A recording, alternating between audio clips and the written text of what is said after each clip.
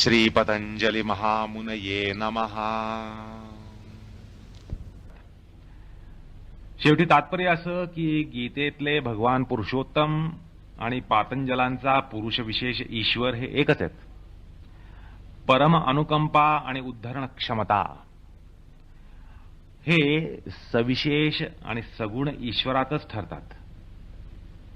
आलं का लक्षात? नव्य वेदांत्यांनी सगुण निर्गुण पदाचा शब्दशः अर्थ करून ईश्वराला निर्गुण निर्विशेष ठरवलंय. तर अशा ईश्वराची सिद्धता कोणत्याच प्रामाण्यानं करता येणार नाही असा एक प्रश्न दार्शनिक उभा करतात की या नव्य वेदांत्यांनी भगवंताला निर्गुण आणि निर्विशेष म्हणून टाकलं. तर त्यामुळे असं म्हटलंय की तुम्ही जर त्याला निर्विशेष ठरवाल तर कुठल्याही प्रामाण्यानं त्याची सिद्धता करता येणार नाही. कारण जे तत्व निर्विशेष आहे त्याच्याबद्दल तुम्ही जिज्ञासाच कशी कराल? जिज्ञासाही शक्य नाही आणि त्याचा शोधही शक्य नाही आणि त्याची सिद्धताही शक्य नाही. वेदांताला सुद्धा जर ब्रह्म हे नव्य वेदांत्यांनी केलेल्या अर्थानं निर्गुण ठरवायचं असतं आणि निर्विशेष ठरवायचं असतं तर त्यांनी सलक्षण जिज्ञासा केलीच नसती.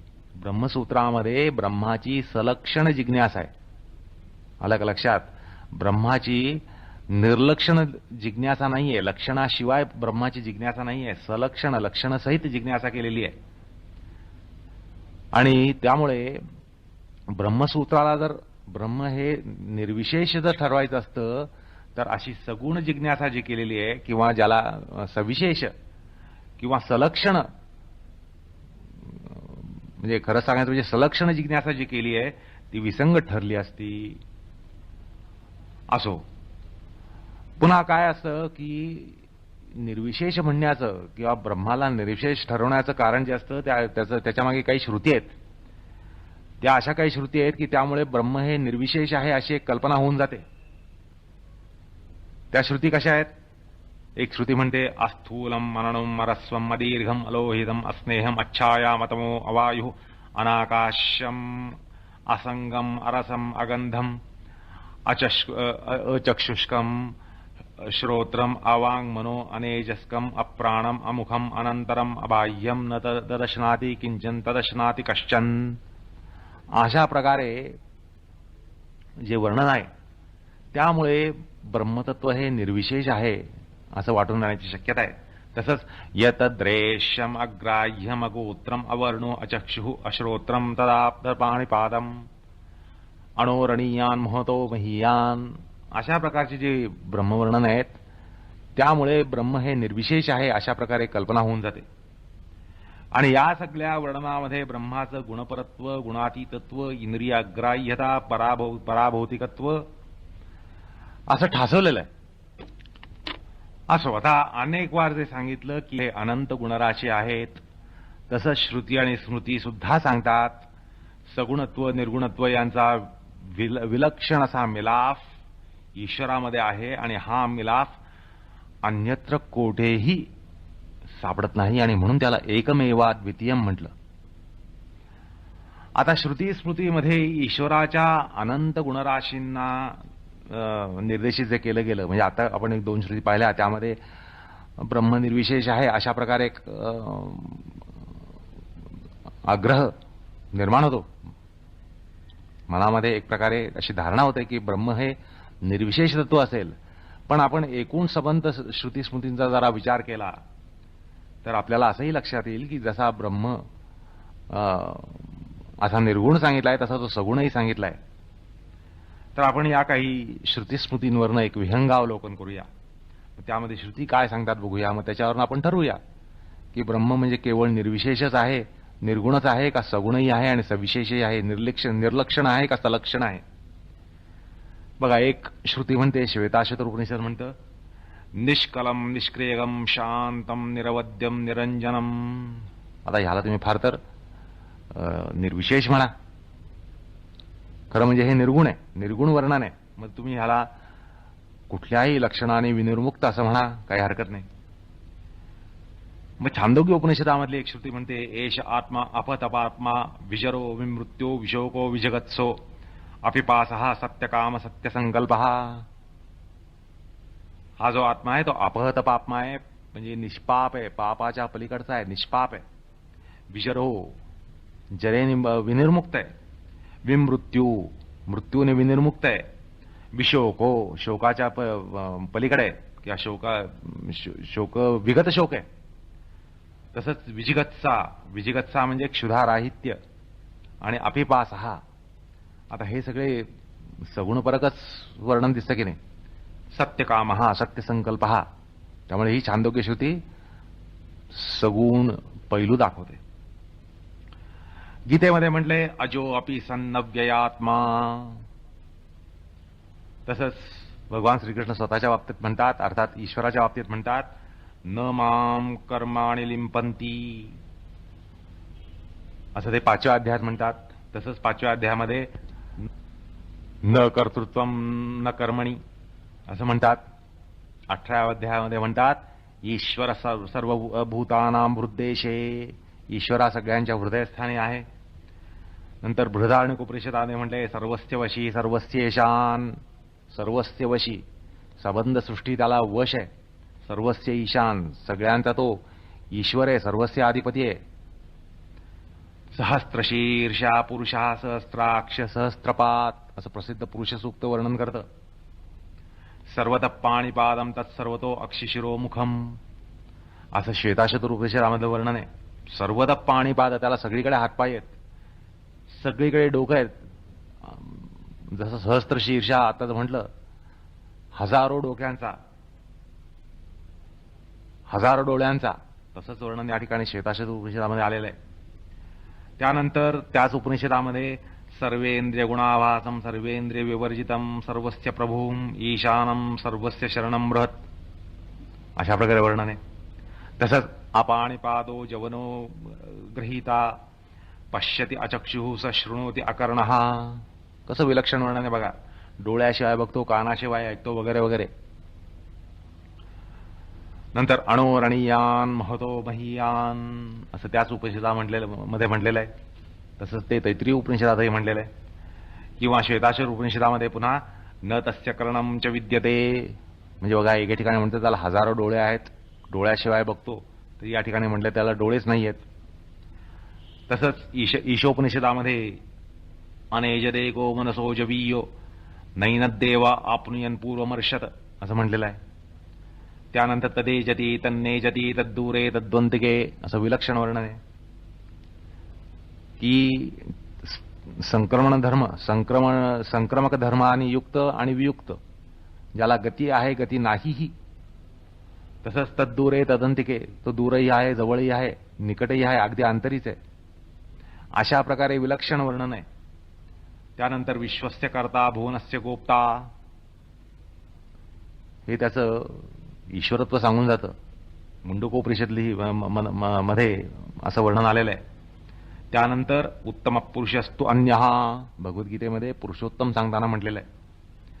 परपराणाम सकला, असं विष्णू पुराणामध्ये म्हटलेलं आहे. अनंतश्चात्मा विश्वरूपो हि अकर्ता, असं श्वेताशर उपनिषदामध्ये म्हटलेलं आहे. नंतर सर्वज्ञता सर्वतृप्ती, असं वायुपुराण म्हणतं. पुन्हा ईशोपनिषदामध्ये शुद्धम अपापम विद्धम, तैत्तिरीय उपनिषदामध्ये सत्यम ज्ञानमनंतम.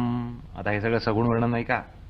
केनोपनिषदामध्ये न तत्र चक्षुः गच्छति, मुंडकोपनिषदामध्ये स सर्वज्ञ सर्ववित्. आता हे काय वर्णन आहे. त्यानंतर कठोपनिषदामध्ये नित्यो नित्यानां चेतनश्चेतनानां, म्हणजे परमनित्य आणि परमचेतन, अशा प्रकारचं वर्णन उपनिषदामध्ये आलेलं आहे. चेतनातलाही चेतन, चेतनांचाही चेतन आहे तो.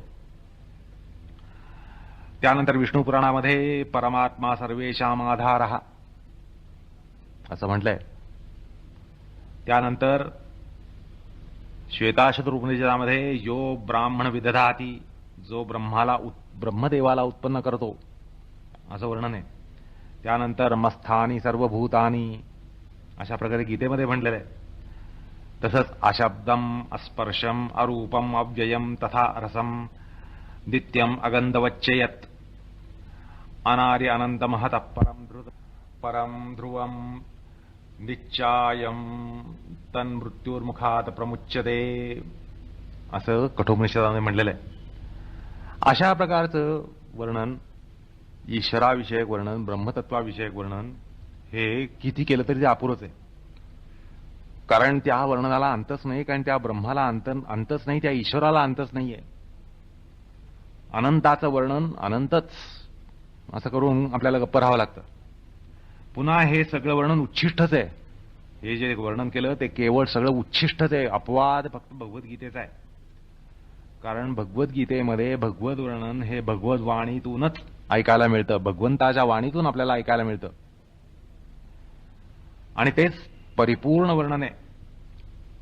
7व्या अध्यायामध्ये भगवान श्रीकृष्ण म्हणतात, बघा केवढा महिमा सांगतात त्या ठिकाणी. अहम कृष्णस्य जगतः प्रभव प्रलयस्थथा मत्तः परतरम नान्यद अस्ति किंचित प्रणव सर्ववेदेषु. भगवान म्हणतात मी सगळ्या वेदांमध्ये प्रणव मी आहे. नंतर जीवनम सर्वभूतेषु बीजमाम सर्वभूतानाम. त्यानंतर हे जर सगळं 7व्या अध्यायातलं वर्णन आहे. त्यानंतर 9व्या अध्यायामध्ये म्हणतात मया ततम इदम सर्वम सर्वाणि भूतानि मस्थानि ती उपधारय मयाध्यक्षेण प्रकृती सूयते अहम क्रतुर अहम यज्ञस्वधाहम अहम औषधम मंत्रो अहम एवाज्यहम अहम अग्नि अहम हुतम पिता अहम अस्य जगतो माता धाता पितामह गतिर्भर्ता प्रभु साक्षी निवास शरणम सुहृत् प्रभव प्रलयस्थानम निधानम बीजमव्ययम अहम ही सर्वयज्ञानां भोक्ता समोहम सर्वभूतेषु न मे द्वेष्यो नस्ति मे प्रिया. अशा प्रकारचं वर्णन 9व्या अध्यायात येऊन जातं. आता किती सांगाल तेवढं थोडंच आहे. असो, आता जाता जाता एका अवांतर मुद्द्याचा या ठिकाणी विचार करूया. गीतेमध्ये भगवान वरच्यावर म्हणतात की मी विश्वाचा प्रभू आहे, मी सृष्टीचं बीज आहे, माझ्यापेक्षा परतर काही नाही आणि कोणी नाही, काही नाही. मी सर्व सृष्टीचा जनक आहे, धारक आहे, पोषक आहे. मीच क्रतू, मीच यज्ञ, मीच स्वधा, मीच अग्नी, मीच सर्वस्व. माझ्या अमुक अमुक शक्ती आहेत, माझ्या तमुक तमुक विभूती आहेत. असं जे वर्णन आलंय तर त्याबद्दल अनेक आस्तिकांना सुद्धा भगवंताच्या या अहमत्व ममत्वाबद्दल थोडीशी बेचैनी आणणाऱ्या शंका या त्यांच्या मनामध्ये उभा राहतात. आलं का लक्षात की भगवंत या प्रत्येक वेळेला अहम अहम माझं माझं मम मम म्हणतात. तर या ठिकाणी अगदी आस्तिक म्हणजे श्रद्धा असलेल्या लोकांना सुद्धा थोडंसं संत्रस्त करून सोडणारे, बेचैनी आणणारे काही विचार मनामध्ये येतात आणि पाखंडी लोक तर अगदी अक्षरशः धारेवर धरतात त्यांना. गीतेतला हा जो तपशील पाहिला आपण त्याच्यावरून अक्षरशः ते आस्तिकांना भंडावून सोडतात. ते म्हणतात तुमचा ईश्वर परम अहंकारी आहे. अशा प्रकारची ते बोचक विधानं करून जातात. कारण ते म्हणतात मी अमुक आहे, मी तमुक आहे, अमुक माझा प्रभाव आहे, तमुक माझा प्रभाव आहे, अमुक माझा ईश्वरी आहे, मी श्रेष्ठ, मी माझं तेच सर्वश्रेष्ठ. ते म्हणतात काय हा अहंकार, काय हा दर्प. आता खरोखरच आस्तिकाची या ठिकाणी मोठी पंचायत होते. त्याची अवस्था मोठी दारुण होते. या समस्येवर आता थोडंसं आपण समाधान पाहिलं पाहिजे की काय असं का झालंय आणि असं का पाखंडी का म्हणतात आणि त्यांनी का म्हणू नये. तर यावर आपल्याला थोडं समाधान पाहायला पाहिजे. तर प्रथम असं पहा की वास्तविकता मांडताना जो शब्दव्यापार करावा लागतो तो अपरिहार्यच असतो. आता जे सत्य आहे हे या सगळ्या गोष्टी जर वास्तविक आहेत तर त्या सांगताना शब्दव्यापार हा अपरिहार्यच ठरतो आणि मग त्याच्यात तो अहंकार तुम्हाला दिसतो. भगवान जर सर्वस्य वशी, सर्वस्य ईशान, सर्वस्य आधिपती, सर्वस्य प्रभो, सर्वाधार पुरुषोत्तम असेल आणि त्या ज्ञानाचा उपदेश करणं हे जर एक आध्यात्मिक कर्तव्य असेल आणि विशिष्ट अवताराचा हेतू असेल तर वरील भाषेला पर्यायच नसतो. अर्थात वास्तविकता मांडताना अहमत्वाचा ममत्वाचा सतत घोष होत असेल तर त्याला पर्यायच नसतो. पण त्यामुळं त्याचा अर्थ असा होत नाही की कुठल्याही वास्तविकतेसाठी किंवा सत्यकथनासाठी अहमत्व ममत्व घोषित करत राहणं, त्याची एकतारी वाजवणं, त्याची पुंगी वाजवत राहणं हे निर्दोष असतं असं काही म्हणता येत नाही. त्याला अहंकारिकतेचा कलंक लागत नाही असं काही म्हणता येत नाही. कारण एखाद्या अगदी अभिषिक्त चक्रवर्ती सम्राटानं जर मीच सम्राट, मीच प्रजापती, मीच स्वामी, माझीच सार्वभौम सत्ता, मीच नरोत्तम वगैरे वगैरे जर अहमत्व ममत्वाची जर तो एकतारी वाजवायला लागला आणि वास्तवता मांडणं या सबबीखाली अहंकार घोष हा जर अनहंकारिक आहे असं जर आपण कोणी म्हणू पाहिलं तर ते तसं ठरत नाही. त्याला अनहंकारिक म्हणता येत नाही. अहमत्व ममत्व अनहंकारिक ठरण्यासाठी केवळ वास्तवता एवढं एकच त्या ठिकाणी हा केवळ एकच निकष लावता येत नाही. त्यासाठी एक दुसरं लक्षणही हवे, दुसरा एक निकष आहे आणि ते लक्षण आणि तो निकष अत्यंत महत्वाचा आहे. आपण तो आता प्रकार पाहूया. मी अमुक आहे, मी तमुक आहे ही अहंकाराची एकतारी वाजवताना आपण श्रेष्ठ आणि दुसरा निकृष्ट, आपण उच्च आणि दुसरा तुच्छ असा भाव अजिबात असता कामा नये. त्याचप्रमाणे आपल्या अहमनं आणि ममनं दुसऱ्याचा पारमार्थिक उद्धार होत नसेल तर तोही अहंकारच ठरणार. नरोत्तमानं जरी म्हटलं की मी श्रेष्ठ, मीच तुझा गती, मीच तुझा स्वामी, मीच अद्वितीय, तर अशा कथनानं श्रोत्याचा पारमार्थिक उद्धार मुळीतच होत नसतो. अहंकाराचा अनहंकार ठरवायचा असेल, अहंकाराचा अनहंकार जर ठरवायचा असेल तर वास्तविकता पारमार्थिक असावी, व्यावहारिक नाही, प्रापंचिक नाही. बापानं लेकाला म्हणणं मी तुझा बाप आहे ही व्यावहारिक आणि प्रापंचिक वास्तवता झाली. व्यवहार आणि प्रपंचाच्या कक्षेमध्ये ही वास्तवता सप्रमाण आणि प्रामाणिकच असते, पण ही वास्तवता पारमार्थिक नसते. पण ईश्वराने जर म्हटलं पिताहम अस्य जगतः, माता धाता पितामह असं जर भगवंताने म्हटलं तर त्यामागे पारमार्थिक अत्युच्च आणि अच्युत वास्तवता असते. आलं का लक्षात? अर्थात पारमार्थिक वास्तवता मांडणारा, दुसऱ्याचा पारमार्थिक उद्धार करणारा, दुसऱ्याला द्वेषानं कनिष्ठ न ठरवणारा, अहम ममचा पाढा त्याच वेळेला तो अनहंकारिक ठरतो. या निकषावर गीतेतलं कथन पाहिलं तर आपण स्पष्ट म्हणू शकतो की हे अनहंकारिक अहमत्व आणि ममत्व आहे. कारण भगवंत ज्याला म्हणतात मी श्रेष्ठ आहे वगैरे, तर त्यावेळेला ते तुम्हाला कनिष्ठ ठरवत नाहीत की आपल्याला कनिष्ठ ठरवत नाहीत, आपल्याकडे तुच्छतेने बघत नाहीत. भगवंताच्या ममतेला सीमाच नाहीये असं भगवद्गीता पाहिल्यावर वाचल्यावर आपल्याला लक्षात येतं. त्यामुळे भगवंत ज्यावेळेला आपलं श्रेष्ठत्व सांगतात त्यावेळेला ते आपलं निकृष्टत्व त्या ठिकाणी लक्षित करत नाहीत. आणि पारमार्थिक उद्धार आपला करणं ह्याच्यासाठी ते सांगत असतात की अमुक माझा प्रभाव आहे, तमुक माझा प्रभाव आहे, याद्वारा आपला उद्धार, पारमार्थिक उद्धार करणं यासाठी ते सांगत असतात आणि त्यामुळे ती वास्तवता ते मांडत असतात. त्यामुळे भगवद्गीतेतलं तसं जे कथन आहे ते सगळं अनहंकारिक ठरतं. आता आस्तिक नास्तिकवाद आला म्हणून त्या अनुषंगानं आणखी एका समस्येकडे आपण वळूया.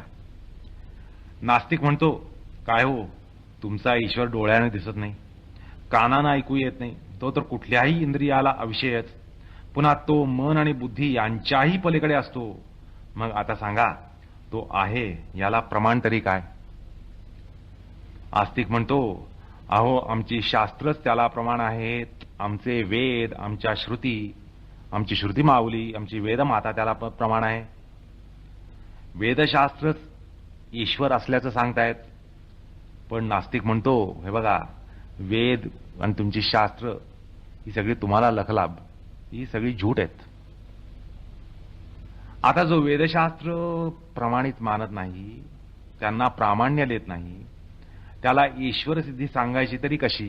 त्याला काही ईश्वर दाखवता येत नाही. बरं, शास्त्रामध्ये दाखवला तर तो शास्त्र झूट ठरवतो. मग त्याला ईश्वराची सिद्धी कशी करायची? हा एक प्रश्न आस्तिकांना भेडसावतो. अशा पाखंड्यांना पटवण्याचा एक यशस्वी प्रयत्न आपल्या तार्किकांनी केला म्हणून या ठिकाणी अभिमानानं मला तुम्हाला तो सांगावासा वाटतो. ईश्वर तर प्रत्यक्ष नाही आणि शब्दप्रमाण किंवा शास्त्रप्रमाण मानलं जात नाही. मग ईश्वराचं अस्तित्व पटवायचं असेल तर ते कसं? तर तार्किकांनी अनुमानाद्वारा ईश्वर सिद्धी करण्याचा प्रयत्न केला. त्याने अनुमानाद्वारा ईश्वर सिद्धी केली आणि त्याने प्रबळ अनुमान मांडून त्याद्वारा ईश्वराचं अस्तित्व सिद्ध केलं. त्यांचा तो प्रयत्न निसंशय प्रशंसनीय ठरला पाहिजे आणि तो ठरतो. न्यायाचार्य उदयनाचार्यांनी जे 9व्या शतकात होऊन गेले त्यांनी आपल्या न्याय कुसुमांजलीमध्ये अनेक अनुमानं मांडली. तर त्यांचा आपण या ठिकाणी थोडासा परामर्श घेऊया. म्हणजे पाखंड्यांना, नास्तिकांना आपण काही प्रमाणामध्ये त्यांचं मुखस्तंभन करू शकतो. एरवी आपल्याला गप्प बसावं लागतं. दाखवा तुमचा ईश्वर. आपण काय दाखवणार? डोंबल. बरं, शास्त्र मानत नाहीत. भगवद्गीतेत दाखवलं तर ते मानत नाहीत. वेद मानत नाहीत. उपनिषद मानत नाहीत. आपली सगळी शास्त्र झूट. मग त्यांना त्यांचं मुखस्तंभन करायचं कसं? तर त्यासाठी आपण या प्रकाराकडे थोडं वळूया की या न्यायाचार्य उदयनाचार्यांनी जो प्रयत्न केला, स्पृहणीय प्रयत्न केला, तो आपण थोडासा डोळ्याखालून घालूया. त्यांनी पहिल्यांदा कार्यानुमान केलं. कार्यानुमान सांगितलं. उदयनाचार्य विचारतात, हे बघा, जगत किंवा सृष्टी ही सतत घडत राहणारी प्रक्रिया आहे. सृष्टी ही सतत चालू असणारी प्रक्रिया आहे. अर्थात ती कार्यरूप असते. म्हणजे त्याच्यामध्ये काहीतरी सतत होत असतं, म्हणजे ती कार्यरूप असते. त्यामुळे तिला घडवणारा कोणीतरी हवाच. ही सृष्टी मीही घडवत नाही, तूही घडवत नाही आणि तिसरा कोणी घडवत नाही. आणि असं आहे, पण मानवी अभियंता म्हणजे कुठलाच घडवत नाहीये. मग तोच जो कोण घडवतो तो घडवणाराच ईश्वर. कोणीतरी घडवणारा हवेच. यामागे कोणीतरी अभियंता हवे. तोच ईश्वर आहे. अशा प्रकारे ते कार्यानुमान सांगतात. त्यानंतर आयोजनानुमान ते मांडतात. ते म्हणतात, अशी एक सत्ता हवी जी अणुनिर्मितीसाठी परमाणु गतिशील करेल. हा पहा, हा परमाणुवाद 20व्या शतकातला नाहीये. 20व्या शतकातल्या वैज्ञानिकांनी मांडलेला नाहीये. हा 9व्या शतकात मांडलेला आहे. आणि त्यामुळे ते म्हणतात हे आयोजनानुमान आहे. त्यानंतर ते म्हणतात, या सृष्टीला धारण करणारा कोणी हवाच. हे काम तुम्ही करत नाही, आम्हीही करत नाही. मग करतो कोण? तोच ईश्वर. हे धृत्वानुमान. त्यानंतर जगताचा विध्वंस हा सतत होत असतो. म्हणजे जगामध्ये काहीतरी घडामोडीचा, कुठल्या तरी वस्तूचा विध्वंस हा सतत चालू, म्हणजे विध्वंसाची घडामोडी सतत चालू असते. तो करतो कोण? अर्थात त्याचा मालक. मालकच आपल्या वस्तूची त्याचा विध्वंस करू शकतो. आता मीही करत नाही, तूही करत नाही, मीही मालक नाही, तूही मालक नाही. जो करतो तो मालक आहे, अर्थात तोच ईश्वर. हे झालं विनाशानुमान. त्यानंतर या जगामध्ये जी आद्य भाषा आहे, ज्या भाषेतल्या पदांचे अर्थ हे कोण ठरवले, तो ठरवणारा कोण? जगामध्ये जी पहिली भाषा निर्माण झाली त्या भाषेमध्ये शब्दांचे अर्थ ठरवणारा कोण? तेच पदानुमान. नंतर आस्तिकांसाठी पाप कुठचं, पुण्य कुठचं ह्याचा व्यपदेश व्हावा लागतो. उपदेश व्हावा लागतो की वा अमुक एक पाप आहे, अमुक एक पुण्य आहे. आणि त्यासाठी अनादी वेद हे निर्माण झाले आणि ते म्हणतात हे प्रत्यानुमान आहे. हे जो कोण सांगणारा होता तो ईश्वर. त्यानंतर ज्या श्रुतींनी ईश्वराचं अस्तित्व प्रमाणित केलं ते एक प्रकारचं वाक्यानुमान आहे ते म्हणतात. त्यानंतर परमाणु संघात हा संख्येवर अवलंबून असतो. म्हणजे एखादी वस्तू बनायची म्हणजे त्यासाठी अणुसंघटना व्हायला पाहिजे, अणुसंघटनेसाठी परमाणु संघटना व्हायला पाहिजे आणि मग त्यामध्ये जे वैविध्य येतं, तत्वांमध्ये वस्तूमध्ये जे वैविध्य येतं त्याचं कारण परमाणु संख्येमध्ये फरक असतो. अर्थात परमाणूंच्या संख्येवरच हे जे विश्वामधलं वैचित्र्य वैविध्य आहे ते अवलंबून असतं. आता ते ठरवणारा कोण, त्याचं व्यवस्थापन करणारा कोण, तोच ईश्वर. हे झालं संख्यानुमान. अशी अनुमान मांडून आपल्या तार्किकांनी ईश्वर सिद्धी केली.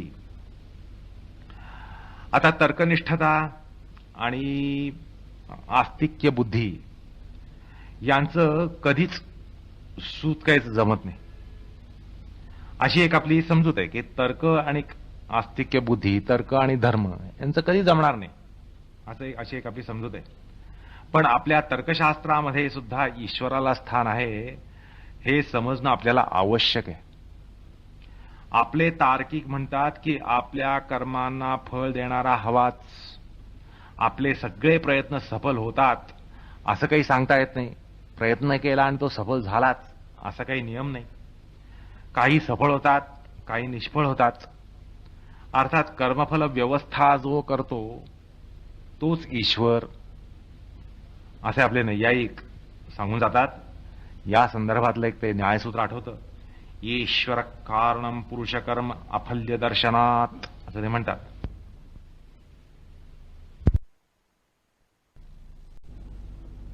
आपले तार्किक म्हणतात की आपल्या कर्मांना फळ देणारा हवाच, आपले सगळे प्रयत्न सफल होतात असं काही सांगता येत नाही.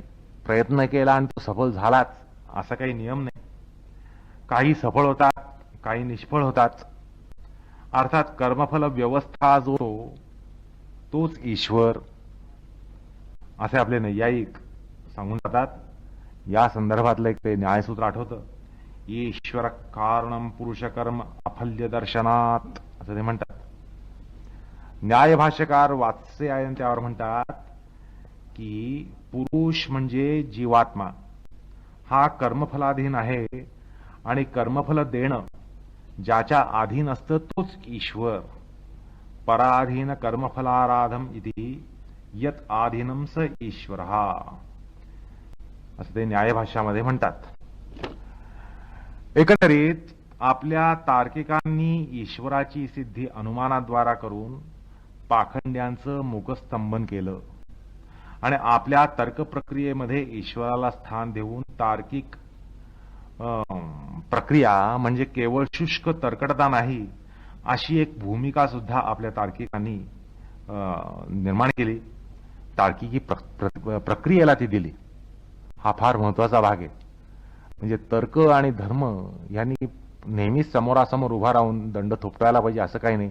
आपल्या तार्किकांनी बुद्धिप्रामाण्यवादाचा बावटा उचलणारे जे तार्किक लोक त्यांनी सुद्धा या गोष्टीला गूढवाद, धर्म या सगळ्या कर्म या सगळ्यांना मान्यता दिली. असो, एकूण पातंजलाने मात्र ईश्वराची सिद्धी ही आगम प्रमाणावरनं केली. श्रुती स्मृती यांच्यावरून ईश्वराची सिद्धी केली. कारण ईश्वराचा वाचक प्रणव आहे असं त्यांनी प्रतिपादन जे केलं ते ह्याचं द्योतक आहे. कारण ईश्वराचा वाचक प्रणव आहे असं कोणी सांगितलं तर वेदांनी असं म्हणावं लागतं. अर्थात त्यामुळं पतंजलींनी केलेली ईश्वर सिद्धी ही आगम प्रमाणावरून किंवा आगम प्रमाणावरून ठरलेली आहे. त्याला आगम प्रामाण्य आहे.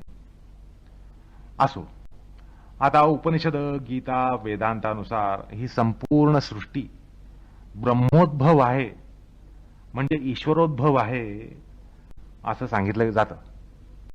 आता काही श्रुती आणि श्रुतींवरून सृष्टी ही प्रकृतीचाच विकार आहे असंही आपल्याला लक्षात येतं, असंही सांगितलं जातं. म्हणजे सृष्टी म्हणजे प्रकृती परिणाम, अशाही प्रकारच्या श्रुती स्मृती आपल्याला सापडतात, असं सांगणाऱ्या श्रुती स्मृती सापडतात.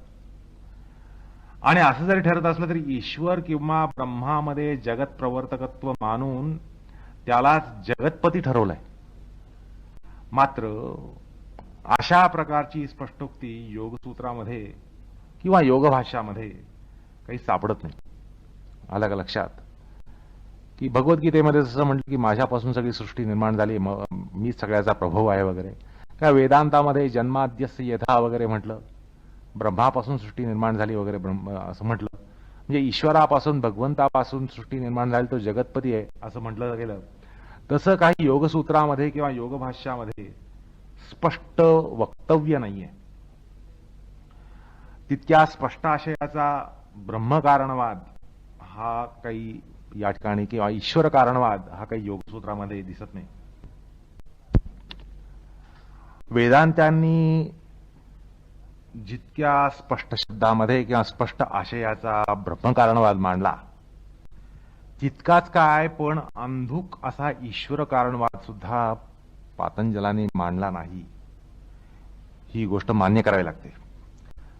सांख्यांनी जो स्पष्टाशयाचा प्रकृती कारणवाद मांडला, सांख्यांनी या विश्वामागे जगतामागे प्रकृती कारणवाद मांडला, त्याचाच मागोवा पातंजल योगदर्शनाने घेतलाय, त्याचाच मागोवा पातंजल दर्शनामध्ये मिळतो, हे निर्विवाद आहे. त्यामुळे काय झालंय की वेदांत पक्षपाती जे दार्शनिक समीक्षक झाले त्यांनी पातंजलांचा ईश्वरवाद हा वरवरचा उथळ दिखाऊ मानला. ते म्हणतात की हा दिखाऊ आहे, वरवरचा आहे, उथळ आहे.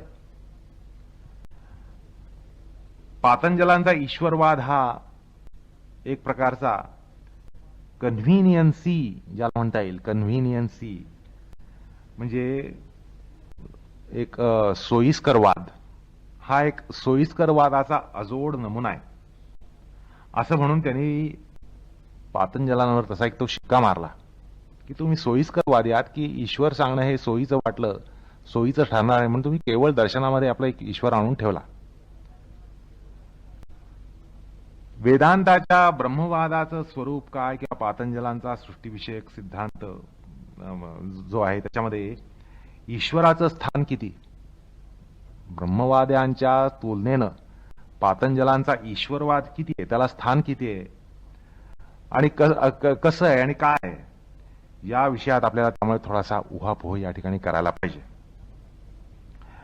वेदांतानं ईश्वरापासून सृष्टी झाल्याचं मानलं ते खरं म्हणजे ईश्वराच्या सर्वांतर्यामित्वाचा जो प्रभाव आहे किंवा तो सर्वांतर्यामी म्हणून ईश्वर असल्यामुळंच विश्वकारणवाद, विश्वाचा तो कारण म्हणून त्यांनी सांगितला. प्रत्येक अणुरेणूमध्ये अणुपरमाणूमध्ये ईश्वर हा अंतर्यामी म्हणजे अंतरनियामक असतो. समस्त अणुरेणू परमाणू हे त्याच्या सत्तेखालीच वर्तत असतात आणि तो त्यांचं नियमन त्यांच्या अंतस्थ राहून करीत असतो.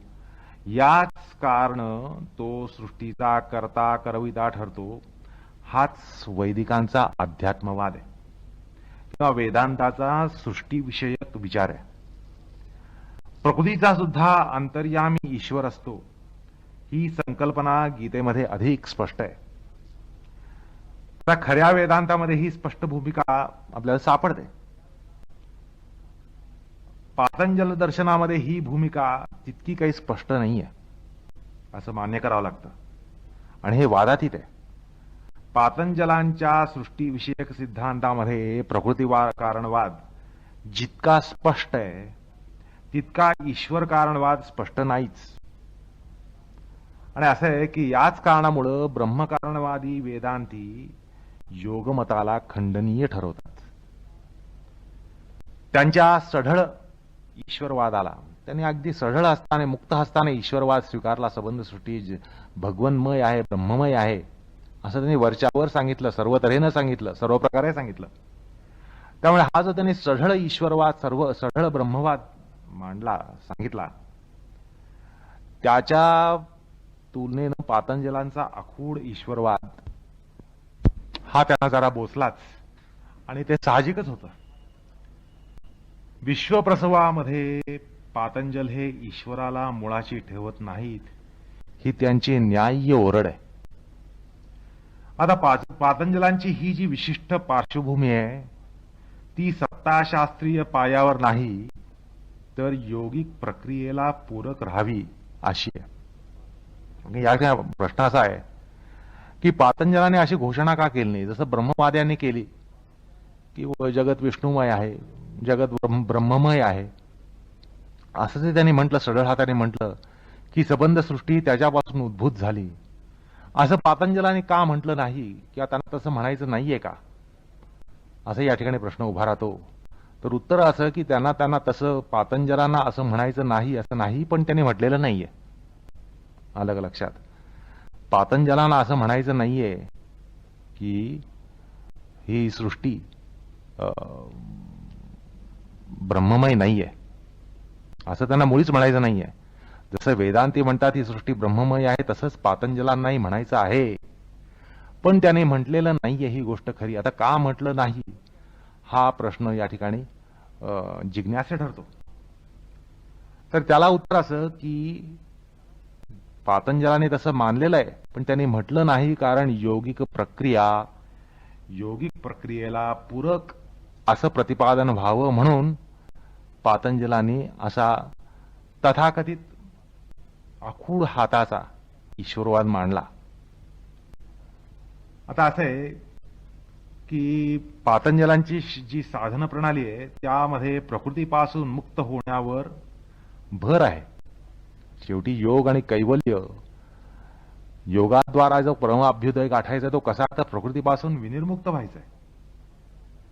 आणि विश्व हे प्रकृतिमय आहे, आणि त्यामुळे विश्वापासून आपल्याला दूर जायला पाहिजे, अलग जायला पाहिजे. आणि ते तेव्हाच शक्य आहे, म्हणजे हे जे वैराग्य आहे ते वैराग्य तेव्हाच शक्य आहे जेव्हा आपण विश्वाला प्राकृत समजतो, प्राकृत मानतो, प्राकृत ठरवतो. म्हणजे आपल्याला त्या विश्वामध्ये वैराग्य हे बाणवता येतं, विश्वाविषयी वैराग्य बाणवता येतं, अर्थात प्रकृती विषयक वैराग्य बाणवता येतं.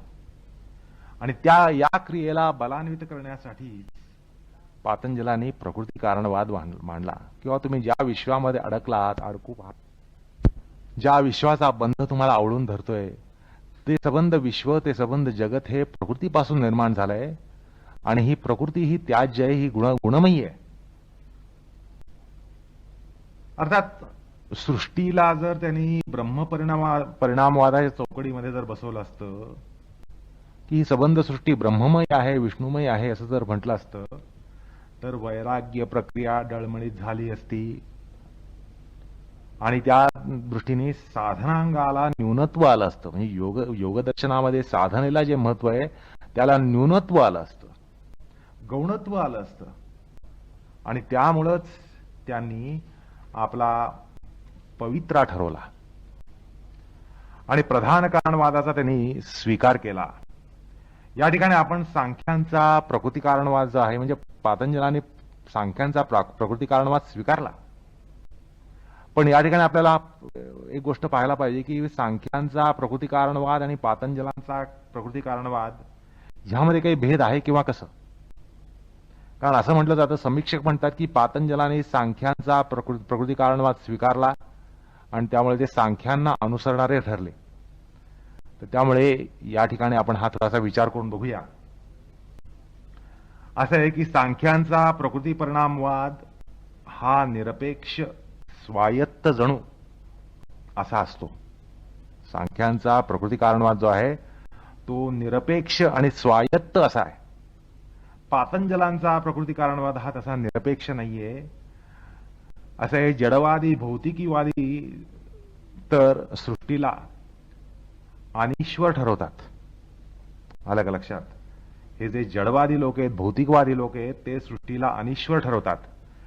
पातंजल हे एकांतिक प्रकृती कारणवादी नाहीत, जसे सांख्य किंवा जडवादी जे आहेत, निरीश्वरवादी जे आहेत, ते सुद्धा जसं सृष्टीला निरीश्वर ठरवतात, तसं काही पातंजल या सृष्टीला निरीश्वर ठरवत नाहीत किंवा वेदांत्यांप्रमाणे सढळ ईश्वरवाद सुद्धा ते सांगत नाहीत, स्वीकारत नाहीत. हे ज्याला असं आहे की सिटिंग ऑन द फेन्स असं म्हणता येईल ना, तसा थोडा पातंजलांचा पवित्र आहे. ईश्वर हे प्रणववाच्य तत्व आहे असं म्हणून त्यांनी प्रकृतीच्या अणुपरमाणूंचा सुद्धा अंतर्यामी ईश्वर ठरवलाय, ईश्वर सांगितलाय, ईश्वर दाखवलाय. आणि त्यामुळे त्यांनी एका प्रकारे परोक्ष ब्रह्मकारणवादच मांडलाय. आता आपण वेदांतामध्ये जी सांप्रदायिक मतं आहेत ती जरा बाजूला ठेवून वेदांतामध्ये मांडलेल्या ब्रह्मवादाचा विचार करूया. अलग लक्षात, म्हणजे सांप्रदायिक वेदांत जो आहे, म्हणजे अद्वैत वेदांत, द्वैत वेदांत, द्वैताद्वैत वेदांत असे जे त्याचे प्रकार आहेत, ते जर सांप्रदायिक मतं जरा बाजूला ठेवून ब्रह्मसूत्रामध्ये काय प्रकार सांगितलाय तो तर आपण बघूया. आणि ब्रह्मसूत्रामधला जो ब्रह्मकारणवाद आहे तो कशा प्रकारचा आहे तो बघूया. तो सांगताना सूत्रकार म्हणतात जन्माद्यस्यतः, ब्रह्मसूत्रातलं दुसरं सूत्र, अर्थात सृष्टीचा जन्म वगैरे म्हणजे निर्मिती, धारण, पोषण, लय ज्यापासून ज्यामध्ये संभवतात तेच ब्रह्म असं सूत्रकार सांगतात. आणि या सूत्राचं विषय वाक्य म्हणजे यतो वा इमानि भूतानि जायन्ते वगैरे तैत्रीय उपनिषदातलं जे वचन आहे ती श्रुती ह्याचं विषय वाक्य आहे.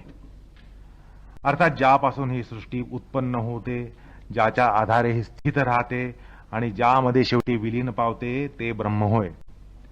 तसंच ज्याप्रमाणे अजून एक ह्याची श्रुती विषय वाक्य म्हणून श्रुती येते की ज्याप्रमाणे कोळी हा आपल्यातूनच तंतू उत्पन्न करतो आणि जाळं विणतो आणि पुन्हा त्याचं शोषण करतो, त्याला उपसंहृत करतो, किंवा पृथ्वीवर जशा वनस्पती आपोआप उगवतात किंवा माणसावर जसे लोम म्हणजे केस हे आपोआप उगवतात, तसंच ब्रह्मापासून ही सृष्टी निर्माण होते. अशा अर्थाचं हे रूपक उपनिषदामध्ये आलेलं आहे आणि ते सुद्धा या सूत्राचं विषय वाक्य आहे.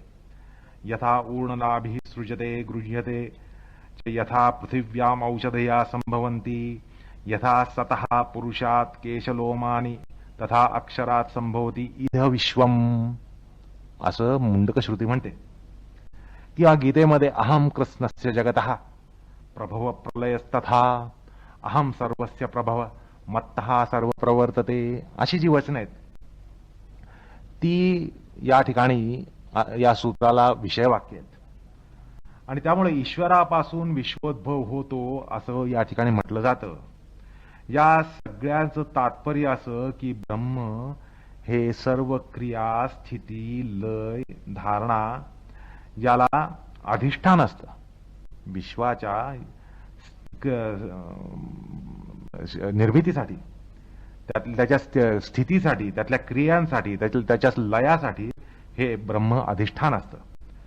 मुंडकश्रुतीमधलं जे रूपक आहे ते ब्रह्मकारणवाद सांगतं, पण ब्रह्म परिणामवाद नव्हे. या ठिकाणी लक्ष वेधावंसं वाटतं.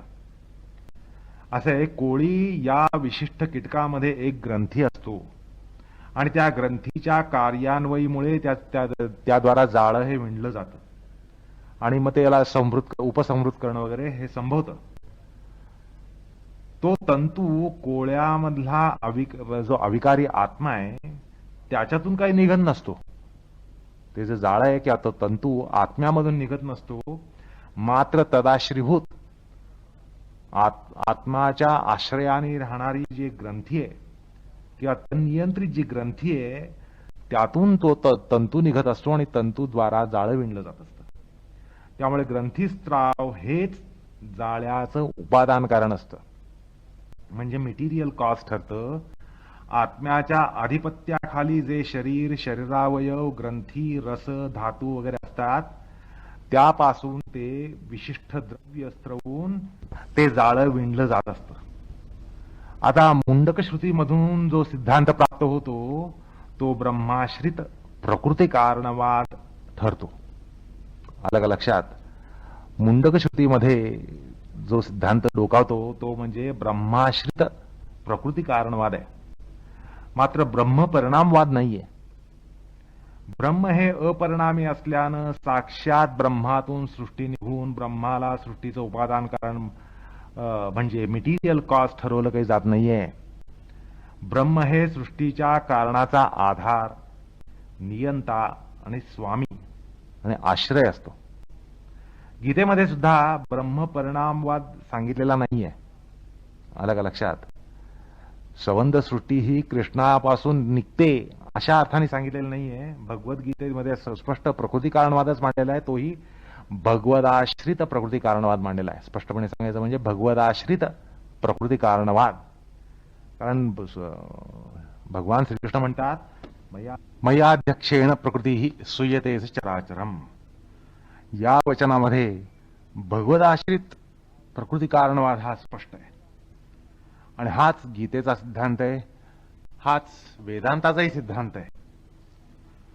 नव्य वेदांतामध्ये किंवा सांप्रदायिक वेदांतामध्ये अतिरेकी ब्रह्मवाद येऊन ब्रह्माश्रित प्रकृती कारणवादाला ब्रह्मपरिणामवादाचा अंगरखा चढवला गेलाय. या दोन गोष्टींमध्ये सिद्धांतामध्ये फरक लक्षात घ्या. ब्रह्माश्रित प्रकृती कारणवाद आणि ब्रह्मकारणवाद. तात्पर्य असं की औपनिषदिक, वैदिक आणि ब्रह्मसूत्रीय तसंच गीतेतला सिद्धांत हा ब्रह्माश्रित प्रकृती कारणवाद आहे आणि पातंजलांचं सुद्धा तसंच मत आहे. मग तो फरक तर काय? त्यामध्ये फरक जो आहे तो काय? फरक जरूर आहे. तो असा की ब्रह्मसूत्र आणि गीतेमध्ये उपनिषदामधून तो स्पष्टोक्त आहे. आलं का लक्षात? ब्रह्मसूत्रामध्ये, वेदांतामध्ये, उपनिषदामध्ये, गीतेमध्ये तो स्पष्टोक्त आहे. योगसूत्रात त्याच्या विरुद्ध प्रतिपादन नसलं किंवा त्यापेक्षा वेगळं प्रतिपादन नसलं तरी ईश्वराश्रित प्रकृती कारणवादाची स्पष्टोक्ती करण्याची टाळाटाळ आहे हे मान्य करावं लागतं. स्पष्टोक्ती नाहीये हे मान्य करावं लागतं. पातंजलांची अशी भूमिका दोषावह आहे का? अन्याय्य म्हणजे अनजस्टिफायबल ज्याला म्हणता येईल अशी आहे का? नाही, तशी पण ती नाहीये. त्यांनी स्पष्टोक्त ईश्वराश्रित प्रकृती कारणवाद सांगितला नाही ही गोष्ट खरी आहे. उपनिषदाच्या तुलनेने, गीतेच्या तुलनेनं, ब्रह्मसूत्राच्या तुलनेनं असा स्पष्टोक्त सिद्धांत नाहीये ही गोष्ट मान्य आहे. पण त्यामध्ये दोषावह काही नाहीये, दोष नाहीये तो. कारण काय? असं कसं? तर दोष नाही म्हणण्याचं कारण असं की योगसूत्रामध्ये ईश्वराचं जे स्पष्टोक्त असं लक्षण आहे ज्याला एक्सप्लिसिट असं म्हणता येईल आहे, ते ध्यान साधनेसाठी आहे. ईश्वराचं लक्षण जे सांगितलं गेलंय ते ध्यान साधनेसाठी आहे. ईश्वराचं अस्पष्टोक्त लक्षण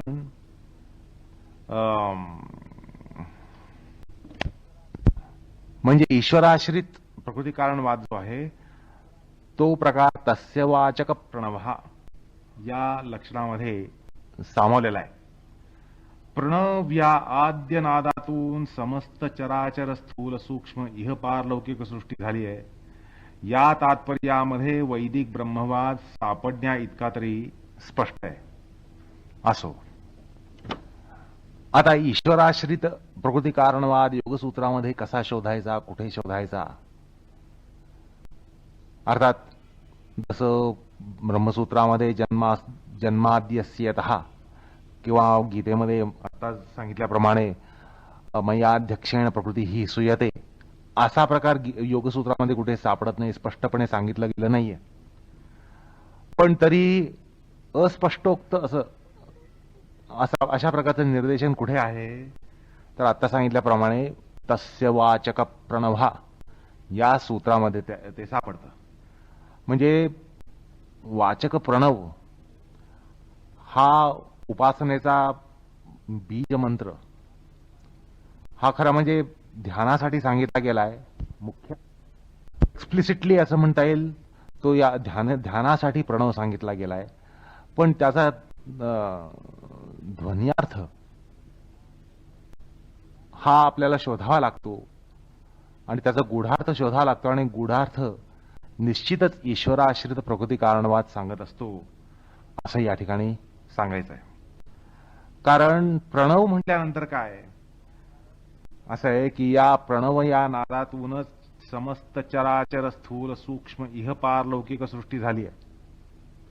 या प्रणवनादातूनच अध्यात्म सिद्धांतानुसार सबंध चराचर स्थूल सूक्ष्म इह पारलौकिक सृष्टी झालेली आहे. या तात्पर्यामध्ये वैदिक ब्रह्मवाद सापडण्या इतका तरी स्पष्ट आहे. आलं का लक्षात? असं आहे की ज्या शांत सौम्य निरंजन निष्कलंक निरवध्य ईश्वरी स्वरूपावर ध्यान करायचं आहे, ते सौम्य स्वरूप मनोहारक स्वरूप असं जे आहे ते तशा प्रकारच्या लक्षणांनीच ईश्वर सांगितला जाणं या ठिकाणी इष्ट आहे, आणि ते त्यामुळे स्पष्टोक्त आहे. तशा प्रकारचा ईश्वर हा स्पष्टोक्त आहे. कारण काय, त्या ध्यानाला कैवल्य प्रद नेणार जे ध्यान आहे, त्या ध्यानासाठी अशा लक्षणाचा किंवा ईश्वराची ही लक्षणच महत्वाची आहेत. आलं का लक्षात? आणि ते लक्षण सांगणंच या ठिकाणी उचित आहे. आणि म्हणून योगसूत्रामध्ये ईश्वर प्रकरणामध्ये ईश्वराचं लक्षण सांगताना केवळ कैवल्योपयोगी जे ध्यान असेल आणि त्या ध्यानाला ईश्वराचं जे स्वरूप किंवा जी लक्षणं ही आधेय असतील, ज्यांचा आधार घ्यायला पाहिजे, त्याच लक्षणांचा निर्देश या प्रकरणामध्ये झालेला आहे. असं आहे की भगवंताचं गीतेमधलं जे विश्वरूप दर्शन आहे, हे खरं म्हणजे अनंत कोटी अनंत वीर्य अशा ब्रह्माचं 16 आण्याचं पूर्ण दर्शन असूनही अर्जुन म्हणतो, आता बघा, खरं म्हणजे हे विश्वरूप दर्शन आहे. भगवान श्रीकृष्णाचं जे खरं स्वरूप आहे ते स्वरूप त्या ठिकाणी दाखवलं जात आहे, दाखवलं गेलेलं आहे. पण अशा वेळेला अर्जुन काय म्हणतो, पुरे करा भगवन, पुरे करा, आवरा हे भयंकर रूप, आणि मला पुन्हा ते सौम्य शांत विलोभनीय असं चतुर्भुज रूप मला पाहू द्या. पुन्हा तेच रूप घ्या, तुमचं ते चतुर्भुज स्वरूप सौम्य स्वरूप घ्या, मला हे तुमचं विश्वरूप नको. आता असं आहे, पातंजलांनी सुद्धा नेमकं तेवढंच लक्षण स्पष्टोक्त म्हणजे एक्सप्लिसिट केलं की ज्याद्वारा योग आणि योगफल कैवल्य यासाठी ते अत्यंत पोषक ठरेल. आणि त्याला ईश्वर म्हटल्यानंतर तो सर्वस्य वशी, सर्वस्य प्रभू, सर्वस्य ईशान आहे, या गोष्टी ओघानच आल्या. आणि त्याच्या जवळ ते निरतिशय ऐश्वर्य आणि सामर्थ्य, हे सगळे या गोष्टी ओघानेच आल्या. ईश्वर म्हटल्यानंतर या गोष्टी ओघानेच आल्या. ईश्वर या पदामध्ये बराच काही अर्थ समाविष्ट झालेला असतो, आणि त्यामुळे मया अध्यक्षेन प्रकृती ही सुयते हा प्रकार त्या ईश्वर एवढ्या शब्दातच आलेला आहे. तसंच ब्रह्माद्यस्य यतः किंवा यतो वा इमानी भूतानी जायन्ते वगैरे जो प्रकार उपनिषदात आलेला आहे की ज्याद्वारा सृष्टी निर्माण होते, ज्याद्वारा ती स्थितीमध्ये असते आणि ज्यामध्ये ती लय पावते, असं ते ब्रह्म उपनिषदामध्ये असा जो प्रकार स्पष्ट झालेला आहे, तोच प्रकार ईश्वर या पदामध्ये सांगितला गेला. आणि पुन्हा तो प्रणववाच्य असल्यामुळे अध्यात्माचा जो सिद्धांत सांगतो की सबंध सृष्टी प्रणवोद्भूत आहे, प्रणवोद्भव आहे, समस्त चराचर सृष्टी स्थूल सूक्ष्म सृष्टी इह पारलौकिक सृष्टी ही प्रणवातून निर्माण झाली असं ज्यावेळेला अध्यात्म सांगतं, तोच प्रकार या ठिकाणी सुद्धा सूत्रकार सांगून जातात. अर्थात तत्वज्ञानाच्या दृष्टीनं पातंजल सुद्धा ईश्वराचं तसंच लक्षण करतात, आणि ईश्वर हा सबंध प्रकृतीच्या विलासामागे कारण त्याचं एक त्याचा नियंता आहे, अभियंता आहे, अध्यक्ष आहे, गीतेच्या भाषेत सांगायचं म्हणजे तो अध्यक्ष आहे आणि त्याच्या अध्यक्षतेखाली प्रकृतीचा परिणाम चालतो. तर तो प्रकार पातंजलांना सुद्धा मान्य आहे. पण या ठिकाणी ईश्वराचं लक्षण करताना स्पष्टोक्त लक्षण आणि अस्पष्टोक्त लक्षण अशा दोन प्रकारांनी त्या गोष्टी साधलेल्या आहेत सूत्रकारांनी. अस्पष्टोक्त लक्षण हे ब्रह्माची जिज्ञासा करायची असेल तर त्या प्रांतामध्ये तुम्हाला अस्पष्टोक्त लक्षण जे आहे त्याचा विचार करावा लागेल. पण ध्यान हा योगाचा मुख्य प्रतिपाद्य विषय आहे आणि त्यासाठी स्पष्टोक्त लक्षण हे घ्यावं लागतं. तर आता सांगितल्याप्रमाणे भगवद्गीतेमध्ये जसं 16 आण्याचं विश्वरूप दर्शन सुद्धा अर्जुनाने आवरायला सांगितलं, तर तशाच प्रकारे पातंजलांनी ईश्वराचं ते जे लक्षण आहे ते लक्षण थोडंसं अस्पष्टोक्त ठेवलं आणि हे लक्षण स्पष्टोक्त केलं जे ध्यानाला उपयुक्त आहे. योगफल किंवा योग आणि योगफल याला ते जे अत्यंत पोषक असेल ते लक्षणच पातंजलांनी सूत्रामध्ये स्पष्टोक्त केलं. आणि अर्जुनाला जसं ते विश्वरूप दर्शन असह्य झालं आणि त्यांनी पुन्हा ते चतुर्भुज सौम्य रूपच, विलोभनीय रूपच त्याची मागणी केली, तसंच पातंजलांना सुद्धा ईश्वराधिष्ठित ईश्वराश्रित प्रकृती कारणवादातून जे ईश्वराचं लक्षण ज्या झरोक्यातून येणारं जे लक्षण असतं ते तेवढं रोचक नव्हतं आणि नसणार. जसं अर्जुनाला विश्वरूप दर्शन तेवढं रोचनीय नव्हतं, तसंच पातंजलांना ईश्वराचं, भगवंताचं, ईश्वराश्रित भगवदाश्रित प्रकृती कारणवादाच्या झरोक्यातून येणारं जे लक्षण असतं ते तेवढं रोचनीय नसतं आणि म्हणून ते स्पष्टोक्त केलं गेलेलं नाहीये. आणि म्हणूनच पातंजलांनी या विशिष्ट लक्षणाची कास धरली की जे निरंजन, शांत, सौम्य, निष्कलंक, निरवध्य असं जे ईश्वरी लक्षण आहे त्या लक्षणाची कास पातंजलांनी धरली आणि तशा प्रकारचा ईश्वर, त्या लक्षणानेच ईश्वर हा स्पष्टोक्त केला. आता असं आहे, कैवल्य म्हणजे प्रकृतीपासून विमुक्ती. आता त्यामुळे काय होतं की प्रकृतीविषयी एक वैराग्य बांधणं हे अत्यावश्यक असतं. प्रकृती आणि प्रकृती विलासाबद्दल एक वैराग्य बांधणं हे अत्यावश्यक असतं. किंबहुना तो योगधर्मच असतो. पण प्रकृती ही ईश्वराश्रित आहे असं स्पष्टोक्त वेदांत मत जे आहे तशाच प्रकारचं मत जर मांडलं, पातंजलाने जरी तसंच मांडलं की ही प्रकृती सगळी ईश्वराश्रित आहे आणि ईश्वराच्या नियंत्रणाखाली तिचे सगळे हे व्यापार होत असतात, तिचा हा नृत्यनाट्याचा जो खेळ एकूण विश्वामध्ये चालतो, प्रकृतीचं नृत्यनाट्य हे विश्वामध्ये जे चालतं ते सगळं ईश्वरतंत्री आहे, ईश्वराच्या तंत्रानं चालतं असं जर सांगितलं, अशा प्रकारचं जर वेदांती मत मांडलं तर योगाची वैराग्य प्रक्रिया ढिसूळ झाली असती. पुन्हा योगदर्शनाचा मुख्य प्रतिपाद्य विषय सृष्टी कशी झाली हा नसून प्राप्त सृष्टीपासून बंधमुक्त कसं व्हावं हा आहे. पण वेदांताचा मुख्य प्रतिपाद्य विषय ब्रह्मजिज्ञासा आहे. वेदांताचा मुख्य प्रतिपाद्य विषय ब्रह्मजिज्ञासा आहे आणि त्यांचं तसं ते प्रतिज्ञा सूत्र आहे, आद्य सूत्रच आहे. त्यामुळे योग आणि वेदांत यांच्यामध्ये प्रतिपाद्य भेदामुळे प्रतिपादन भेद संभवतो. आलं का लक्षात? प्रतिपाद्य भेदात प्रतिपादन भेद संभवतो. प्रतिपादन एकच जरी असलं तरी प्रतिपाद्य भेद आहे. वेदांताचंही प्रतिपादन हेच आहे की ब्रह्म सर्वस्व आहे. योगाचंही प्रतिपादन हेच आहे की ईश्वर सर्वस्व आहे. पण प्रतिपादन जरी एक असलं तरी प्रतिपाद्य भेद आहे आणि प्रतिपाद्य भेदामध्ये प्रतिपादन शैली ही बदलते. आलं का लक्षात? प्रतिपाद्य भेदामध्ये प्रतिपादन शैली बदलते, बदलावी लागते आणि बदल संभवतो आणि संभवावा लागतो.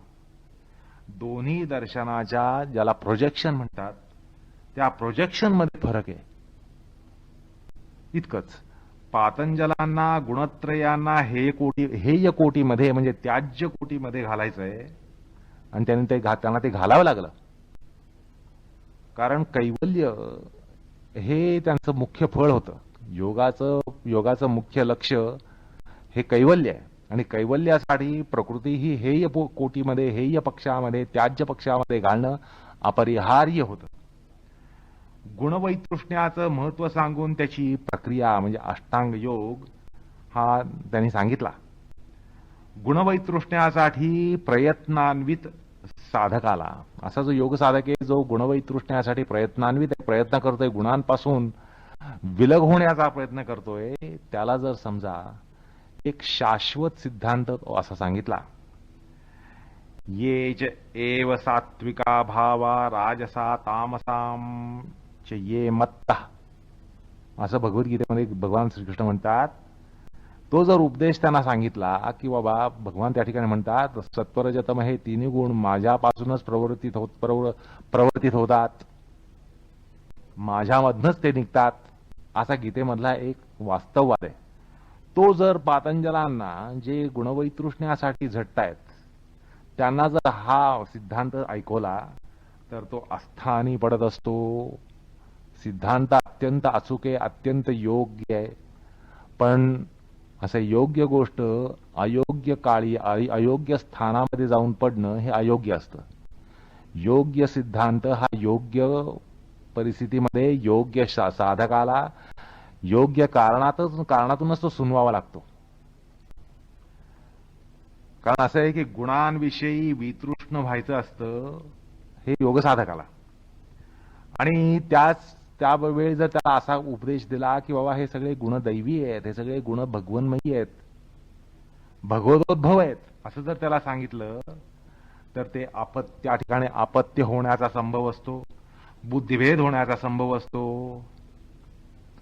आता त्यामुळे तो उपदेश काही चुकीचा नाहीये. उपदेश अत्यंत, कारण तो वास्तववादी उपदेश आहे. साक्षात भगवंत तसा उपदेश देतात, साक्षात भगवंत ती वास्तवता सांगतायत. पण असे योग्य उपदेश हा अयोग्य स्थळी अयोग्यच ठरत असतो. अलग लक्षात, योग्य उपदेश हा अयोग्य स्थळी अयोग्य ठरत असतो. हे पटल्यावर पातंजलांनी ईश्वराश्रित प्रकृती कारणवाद स्पष्ट का मांडला नाही, याचं उत्तर सापडतं.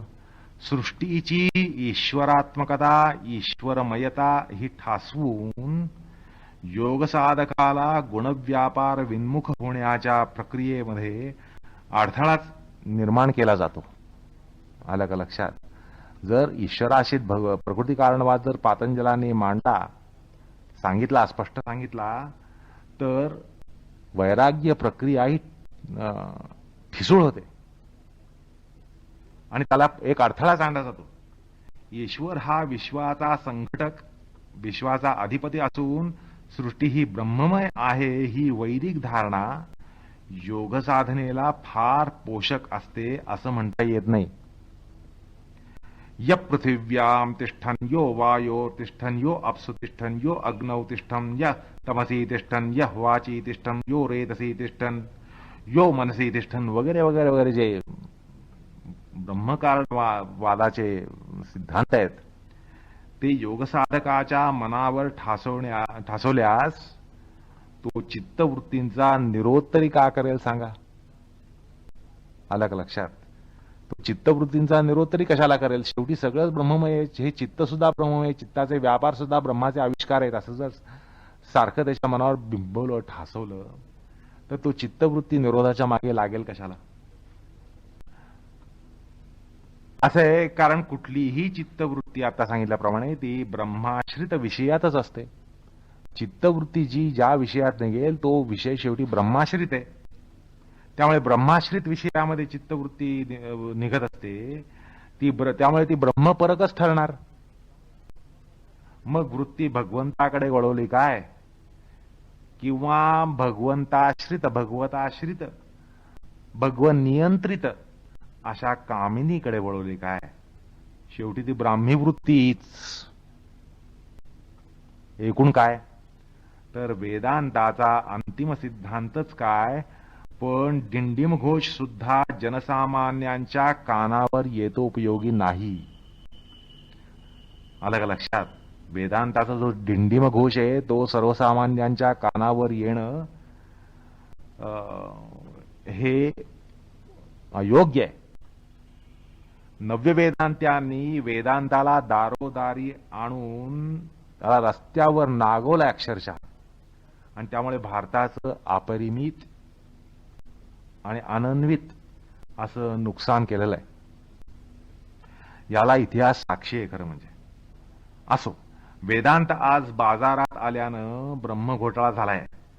वेदांताचा उपदेश एका विशिष्ट पातळीत आणि त्या पातळीतच व्हावा लागतो, पण तो आज सर्वोपलब्ध झाल्यानं अक्षरशः खिरापतीसारखा तो वाटला जात असल्यामुळं अध्यात्माच्या प्रांतामध्ये आज ब्रह्मघोटाळा संभवलाय. असो, भगवत भक्ताला जसं भगवंताचं प्रलयंकारी रौद्र असं विश्वरूप दर्शन नकोसं वाटतं, पण याचा अर्थ असा नसतो की त्याच्या भगवत भक्तीत उणीव असते. तसंच पातंजलांना भगवंताचं ईश्वराश्रित प्रकृती कारणवादाच्या झरोक्यातून येणारं रूप अभिष्ट नसतं. आता काय चुकलं? भगवत भक्त म्हणून म्हणतात, त्याला सुद्धा भगवंताचं ते स्वरूप अभिष्ट नसतं, तो नको म्हणतो. अर्जुनासारखा भगवंताचा भक्त हा त्या प्रलयंकारी रौद्र पण अत्यंत वास्तववादी अशा स्वरूपाला नको नको म्हणतो, आवर म्हणतो. आता भक्त जर असं म्हणत असेल की मला तुझं अमुक रूप नको, तमुक रूप नको, तर पातंजलांनी ईश्वराश्रित प्रकृती कारणवादाच्या झरोक्यातून ईश्वराचं येणारं ते रूप आहे ते अभिष्ट नाही म्हणून त्याला जरा बाजूला सारलं तर त्यात गैर काय आहे? त्यात गैर काय आहे? आणि म्हणूनच ते ईश्वराश्रित प्रकृती कारणवाद तितका स्पष्ट मांडत नाहीत, पण ते अमान्य करत नाहीत. तो सिद्धांत मानतात पण स्पष्ट मांडत नाहीत. पण याचा अर्थ असा नव्हे की ईश्वरवाद उथळ आहे. ईश्वरवाद पातंजलांचा हा उथळ आहे, असढळ आहे किंवा न्यून आहे असं म्हणण्याचं मुळीच कारण नाहीये. पातंजल हे उपादानभूत ब्रह्माला हातभर जरा दूरच ठेवतात. हे अत्यंत उचित आहे, अत्यंत न्याय्य आहे, अत्यंत समर्थनीय आहे. असो, आता विवेक ख्यातीनिशी योग साधनेची परिपूर्ती होत असते. या विवेक ख्यातीद्वाराच पुरुष हा प्रकृतीपेक्षा प्रकृतीपासून कसा विभक्त विजातीय आहे हे साक्षात्कृत होत असतं. आलं का लक्षात? विवेक ख्यातीद्वारा तो साक्षात्कार होतो की प्रकृतीपेक्षा पुरुष हा कसा भिन्न आहे, कसा अत्यंत विजातीय आहे, कसा विभक्त आहे. आणि विवेक ख्याती प्राप्त करून अशा ईश्वराच्या स्वरूपामध्येच प्रणिधान करणं हे योग्य असतं. अच्युत, अनंत, केशव, गोविंद, विष्णू आदी जी भगवंताची अनेक नावं आहेत, भगवंताची अनेक नावं आहेत, सहस्त्रनाम आहेत. त्यातल्या ही सगळी नावं जरी भगवान नारायणाचीच असली तरीही कुठचं नाव कुठल्या प्रसंगी जास्त सुसंगत असतं याविषयी मंत्रशास्त्रामध्ये निर्णय आहे. आलं का लक्षात? ही शेवटी सगळी भगवंताचीच नावं आहेत असा एक आपण सर्वसामान्य ठोकळ सिद्धांत जरी मांडला तरी मंत्रशास्त्र असं सांगतं की ही सगळी अच्युताची, त्या भगवान नारायणाची जरी नावं असली तरी कुठल्या प्रसंगी कुठचं नाव जास्त सुसंगत असतं याविषयी त्यांनी एक निर्णय केलेला आहे. त्यांनी काही त्यांचे सिद्धांत मांडलेले आहेत आणि आणि त्यामागे एक वैज्ञानिक कारण आहे. एक वैज्ञानिक कारण आहे त्यामागे, कारण स्पंदन. आता बघा, ही सगळी नावं एकाच भगवंताची जरी असली तरी मंत्रशास्त्र म्हणतं की विविध प्रसंगामध्ये वेगवेगळी नावं आहेत, तीच नावं जास्त परिणामकारक होतात आणि ती घेतली पाहिजेत. अर्थात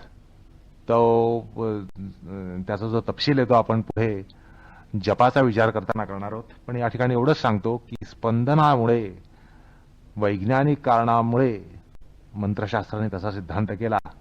आता एकाच भगवंताची ती नावं असली तरी त्या नावांचा अर्थ जरी भगवंतच असला तरी स्पंदनामुळे आणि भगवंताचे अनेक रूप असल्यामुळं, भगवंत हा अनंत गुणराशी असल्यामुळं त्या नावानं त्यातल्या विशिष्ट गुणाचा निर्देश हा प्रामुख्यानं होत असतो.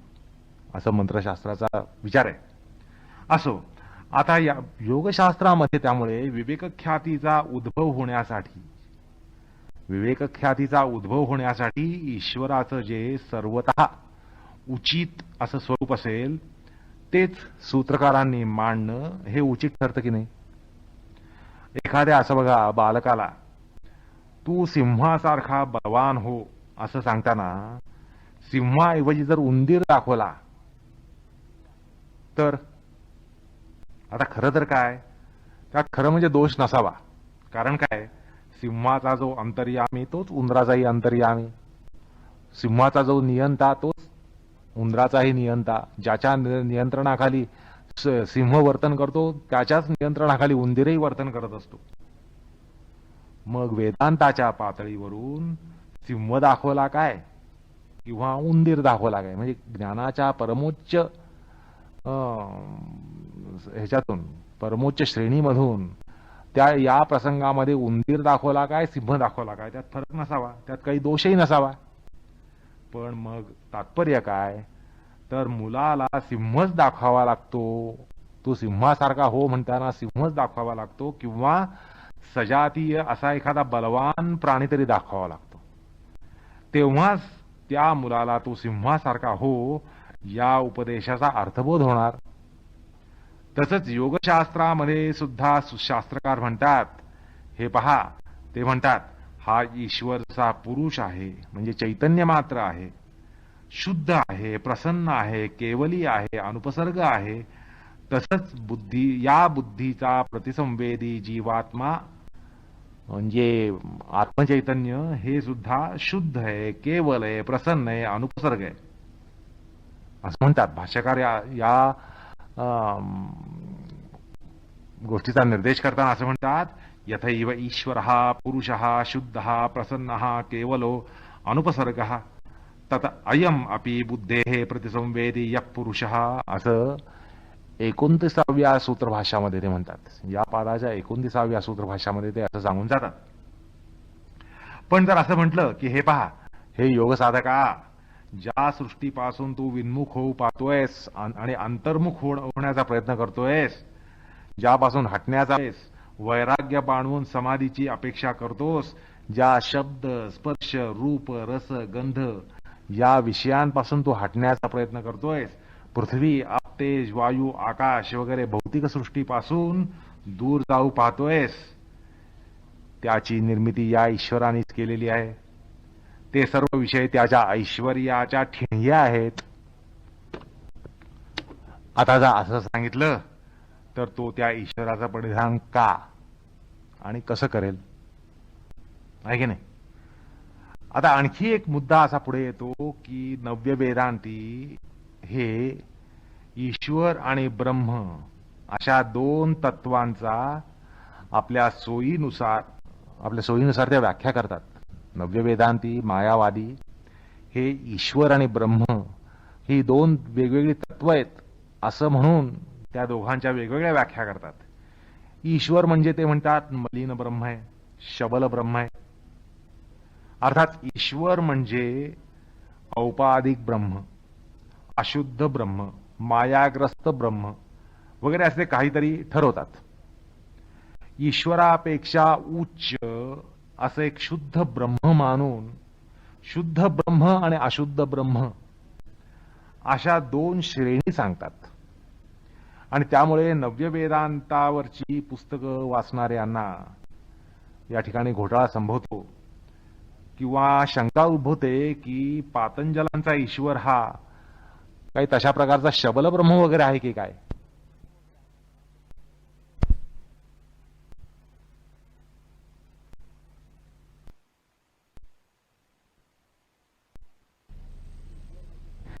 ईश्वर म्हणजे ते म्हणतात मलिन ब्रह्म आहे, शबल ब्रह्म आहे. अर्थात ईश्वर म्हणजे औपाधिक ब्रह्म, अशुद्ध ब्रह्म, मायाग्रस्त ब्रह्म वगैरे असे काहीतरी ठरवतात. ईश्वरापेक्षा उच्च असं एक शुद्ध ब्रह्म मानून शुद्ध ब्रह्म आणि अशुद्ध ब्रह्म अशा दोन श्रेणी सांगतात. आणि त्यामुळे नव्य वेदांतावरची पुस्तकं वाचणाऱ्यांना या ठिकाणी घोटाळा संभवतो किंवा शंका उद्भवते की पातंजलांचा ईश्वर हा काही तशा प्रकारचा शबलब्रह्म वगैरे आहे की काय, आणि म्हणूनच हा खटाटोप या ठिकाणी थोडासा करावा लागतोय की नव्य वेदांत्यांचा जो ईश्वर आहे आणि पातंजलांचा ईश्वर आहे हा एकच मानू नये. त्यांनी त्यांच्या काल्पनिक संकल्पिक अशा ईश्वराची व्याख्या त्यांनी स्वतःच केली आहे. त्याला शास्त्रामध्ये कुठे प्रमाण नाहीये. पातंजलाने सुद्धा आपल्या ईश्वराची व्याख्या केली आहे.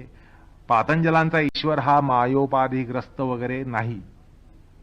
योगातला ईश्वर, योगदर्शनातला ईश्वर हा प्रणववाच्य असल्यानं प्रणववाच्य जे तत्व श्रुतीला मान्य आहे तोच पातंजलांचा ईश्वर आहे.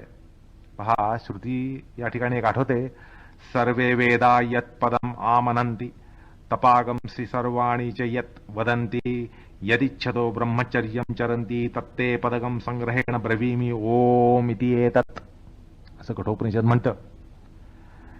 याचा अर्थ असा की संपूर्ण वेद ज्या पदाचं वारंवार प्रतिपादन करतात, संपूर्ण तपाचं जे अंतिम लक्ष्य आहे, संपूर्ण तपाचं जे अंतिम लक्ष्य असतं, ब्रह्मचर्याचं पालन ज्या कारण ज्यासाठी केलं जातं, त्या पदाला मी तुला संक्षेपानं सांगतो असं तिथले ऋषी म्हणतात, आचार्य म्हणतात.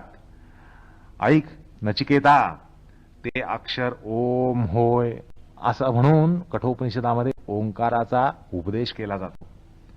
हा प्रणव म्हणजेच परब्रह्म आहे. आणि हे सांगताना श्रुती लगेच म्हणते, कठोपनिषद लगेच पुढे म्हणतं, एतद् आलंबनम श्रेष्ठम एतद् आलंबनम परम एतद् आलंबनम ज्ञात्वा ब्रह्मलोक महीयते एतद्धि एवाक्षरम ब्रह्म एतद्धि एवाक्षरम परम एतद्धि अक्षरम ज्ञात्वा यो यदिच्छसी तस्य तद. तात्पर्य असं की प्रणववाच्य ईश्वरापेक्षा परतत्व कुठलंही नाहीये. त्यापेक्षा परतत्व श्रेष्ठ असं कुठलं तत्वच नाहीये. प्रणववाच्य तत्व जे आहे तेच परमोच्च तत्व आहे आणि हा ईश्वरच परात्पर आहे. आणि पातंजलांचा ईश्वर हाच. ईश्वर म्हणजे शबल ब्रह्म वगैरे काही नसतं. किंबहुना मलिनत्व किंवा शबलत्व ब्रह्मतत्वात संभवतं कसं आणि का, हा सवाल त्या मायावाद्यांनाच विचारला पाहिजे. आपल्या मायावादी तत्वज्ञानाला न्याय देण्यासाठी, जे खरं म्हणजे अन्याय्य तत्वज्ञान आहे त्याला न्याय देण्यासाठी यांनी ब्रह्मतत्वावर असा अन्याय्य अपराध केलाय, असा अन्याय्य आरोप केलाय. आता खरं आहे निरवंज निष्कलंक असं जे ब्रह्मतत्व आहे त्याला शवल ब्रह्म म्हणून त्याच्या माथी शेण मारण्याचा प्रकार हा मायावाद्यांनी केवळ आपलं तत्वज्ञान टिकावं, आपल्या तत्वज्ञानाला बाधा पोचू नये, आपला मायावाद जो आहे तो मायावाद त्याला कुठल्याही प्रकारे ग्रहण लागू नये म्हणून यांनी या ब्रह्मतत्वालाच ग्रहण लावण्याचा प्रयत्न केला. अर्थात परम अनुकंपा धारण करणारा हा भगवंत परमात्मा तो सगळ्याच गोष्टी सहन करतो. त्यामुळे मायावाद्यांनी केलेला हा जो अपराध आहे तो त्याने आपल्या पोटी घातला. आलं का लक्षात? ज्या ब्रह्मपदाला ब्रह्मतत्वाला कुठल्याही प्रकारे विकार लागत नाही अशा अविकारी तत्वामध्ये याने विकार सांगितला. शबल ब्रह्म म्हणजे विकारी ब्रह्म अशी संकल्पना त्याने मांडली, ते आपल्या तत्वज्ञानाच्या सोयीसाठी. अर्थात आता सांगितल्याप्रमाणे परम अनुकंपा धारण करणारा भगवंत त्यांनी तो जसं सगळ्यांना क्षमा करतो तसं त्यांनी आपल्या त्या क्षमाबुद्धीनं अशा या तत्ववेत्यांना सुद्धा क्षमाच केली आहे. असो, त्यामुळे मुख्य मुद्दा असा की नव्य वेदांतामध्ये थोडंसं काही वाचन वगैरे कोणी केलं असेल तर त्यांना ही शबलब्रह्माची कल्पना आणि ईश्वराची कल्पना ही त्यांच्या वाचनात आली असेल आणि त्यामुळे गोंधळ उडू नये. तो ईश्वर हा ईश्वर एकच की काय अशी शंका येऊ नये म्हणून या ठिकाणी स्पष्टोक्त असं मत सांगण्यासाठी हा उपद्व्याप करतोय की हा पातंजलांचा ईश्वर आणि त्या ईश्वराचा, कदाचित खरं म्हणजे तो ईश्वर हा वैकल्पिक आहे, तो विकल्प आहे, त्याचं त्या अस्तित्वच नाहीये. अशा ईश्वराला कुठेही अस्तित्व नाहीये. शबलब्रह्मोपाधीमुळे शबलब्रह्म बनून मायोपाधीग्रस्त अशा प्रकारे जे ब्रह्म त्याला ईश्वर जे त्याने म्हटलं तो विकल्प आहे. योगसूत्रामध्ये विकल्पाचा जो अर्थ आहे त्या अर्थाने तो विकल्प आहे. अर्थात त्यामुळे नसलेल्या ईश्वराचा आणि या पातंजल मतामध्ये दर्शनामध्ये सांगितलेल्या ईश्वराचा कुठलाही संबंध कोणी लावू नये. ईश्वर हा एकच आहे आणि तो एकच ईश्वर म्हणजे पातंजलाने सांगितलेला गीतेमध्ये आलेला ईश्वर सर्वभूतानाम वगैरे सांगितलेला आणि ज्या भगवंताचं ईश्वर हे एक नाव आहे, ऐश्वर्यवान म्हणून त्याचं ते नाव ईश्वर म्हणून त्याला जे नामाविधान प्राप्त झालंय त्याचाच निर्देश या सूत्रामध्ये झालेला आहे, योगदर्शनामध्ये झालेला आहे, असं या ठिकाणी सांगून हे प्रकरण या ठिकाणी संबोधतो. त्यानंतर एक जाता जाता शेवटचा मुद्दा असा सांगावासा वाटतो की सामाजिक तत्ववेत्यांनी असं मानलं की ईश्वर हा माणसानं आपल्या बुद्धीनं घडवला. आलं का लक्षात? असे काही तत्ववेत्ते आहेत, समाजशास्त्रीय तत्ववेत्ते आहेत, त्यांनी ईश्वर ही संकल्पना माणसांनी बनवली, माणसांनी ईश्वर घडवला आपल्या सोयीसाठी एक आदर्श म्हणून. त्यामुळे ईश्वर हा माणसानं आपल्या बुद्धीनं घडवला असं ते मानतात. आणि ईश्वरवादातून सद्गुण सर्जन करण्यासाठी, चांगल्या गुणांचं सद्गुणांचं सर्जन करण्यासाठी धर्ममार्तंडाने ईश्वर हा एक घडवला. ते ईश्वर असा हा प्रकार नाहीये, धर्ममार्तंडाने घडवला किंवा माणसांनी स्वतःच्या बुद्धीनं घडवला असं काही समाजवादी तत्ववेत्ते म्हणतात किंवा समाजशास्त्री तत्ववेत्ते म्हणतात. ते म्हणतात God is an anthropomorphic concept, म्हणजे माणसाने आपल्या बुद्धीने घडवलेले ईश्वर ही एक संकल्पना आहे. ईश्वर हा मानवी बुद्धीचा कल्पना विलास आहे. म्हणजे वेगवेगळ्या संस्कृतींमध्ये वेगवेगळ्या काळी आपल्याला अभिष्ट अशा रूपामध्ये साकार, सावयव किंवा निरवयव ईश्वर घडवला, माणसाने घडवला. असल्या निष्कर्षापासून सुद्धा अभ्यासकानं जरा दूर राहावं. नव्य तत्वज्ञानी हे ईश्वराला मानवनिर्मित मानतात, पण ऐतरी उपनिषदामध्ये नेमका विरुद्ध प्रकार सांगितला गेलाय. श्रुती म्हणते ईश्वरानंच माणसाला घडवलं.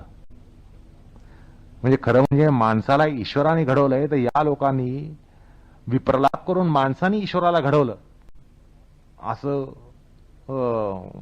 त्या तत्ववेत्याने प्रतिपादन केलं.